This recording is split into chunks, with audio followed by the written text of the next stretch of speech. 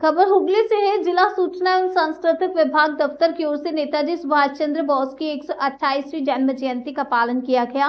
दीप प्रज्वलित कर नेताजी की तस्वीर पर पुष्प अर्पित कर उन्हें श्रद्धांजलि अर्पित की। चुंचुड़ा सदर एसडीओ स्मिता सान्याल शुक्ला, चुंचुड़ा नगरपालिका के चेयरमैन अमित रॉय सहित अन्य गणमान्य उपस्थित थे। चेयरमैन अमित रॉय ने कहा कि नेताजी हमारे प्रेरणा हैं। देश को अंग्रेजों के हाथों से आजादी दिलाने के लिए उन्होंने आजाद फौजी का गठन किया था। तुम मुझे खून दो, हम तुम्हें आजादी दिलाएंगे। नेताजी के इस नारे ने उसे समय नौजवानों के दिलों में जोश भर दिया था और लाखों लोग उनके संगठन से जुड़कर देश को आजादी दिलाने के लिए उन लोगों ने संग्राम किया था। नेताजी का जन्म हम सभी को याद है, इसलिए उनका जन्म दिवस पूरा देश पालन करता है। उनकी मृत्यु के बारे में किसी को नहीं पता, इसलिए उनकी मृत्यु दिवस का कोई पालन नहीं करता। आगे चेयरमैन अमित रॉय ने कहा कि पहली बार किसी सरकार के नेतृत्व में नेताजी को सम्मान पूर्वक डीएम ऑफिस में उनका जन्म जयंती का पालन करने का निर्देश दिया गया। मुझे बहुत गर्व है राज्य के मुख्यमंत्री ममता बनर्जी पर, जिन्होंने इस प्रकार का कदम उठाया।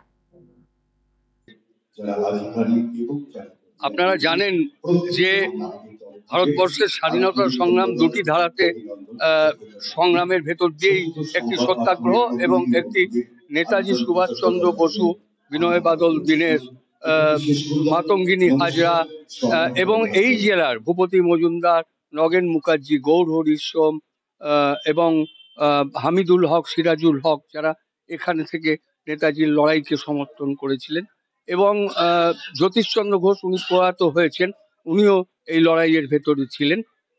সেই লড়াইকে এগিয়ে নিয়ে যাওয়া এবং ভারতবর্ষ স্বাধীন হওয়ার পর নেতাজি, যিনি সশস্ত্র সংগ্রাম চেয়েছিলেন, এবং আপনারা জানেন যে আজাদ হিন্দ ফৌজ তৈরি করে উনি ভারতবর্ষের যে স্বাধীনতা 15ই আগস্ট 1947, তার আগেই ভারতবর্ষের কয়েকটি অংশকে স্বাধীন ঘোষণা করেছিলেন। আন্দামান এবং ত্রিপুরার একটি অংশ, ইম্ফলে।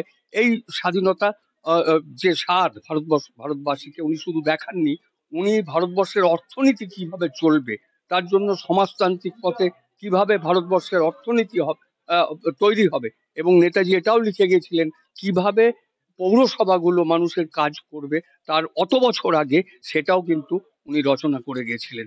তার অন্তর্ধান নিয়ে অনেকে অনেক কথা বলেন, কিন্তু আমি মনে করি নেতাজি তিনি দিয়ে বিভিন্ন রাষ্ট্র শক্তিকে সংগঠিত করে ভারতবর্ষের কে স্বাধীন করার জন্য যে সংগ্রাম, তাকে যুক্ত করার জন্য উনি সেইখানে গেছিলেন। এবং তারপরে তিনি এক সাধুর কাছে গেছিলেন এবং সেসব ইতিহাস আছে। কিন্তু আমরা নেতাজির ব্যাপারে আবেগতাড়িত, যুব সমাজ আবেগতাড়িত এবং যুব শক্তি সবাই নেতাজির এই সংগ্রামের প্রতি শ্রদ্ধাশীল। আজকে হুগলি জেলা তথ্য সংস্কৃতি দপ্তর এই নেতাজির জন্মদিন পালন করছেন। মুখ্যমন্ত্রী মমতা বন্দ্যোপাধ্যায় সরকারে আসার পর এই সরকারিভাবে ডিএম এর অফিসে এই অনুষ্ঠান কিন্তু পালন করা শুরু হয়েছে। এর আগে যখন বিভিন্ন সরকার এসছে, তারা কিন্তু সরকারিভাবে ডিএম এর অফিসে এই অনুষ্ঠান কোনোদিন পালন করেনি। সেই জন্য আমরা মমতা বন্দ্যোপাধ্যায়কে কৃতজ্ঞতা, অভিনন্দন এবং শ্রদ্ধা জানাচ্ছি। নেতাজিকে প্রণাম, শ্রদ্ধা এবং তার লড়াইকে মাথা নিচু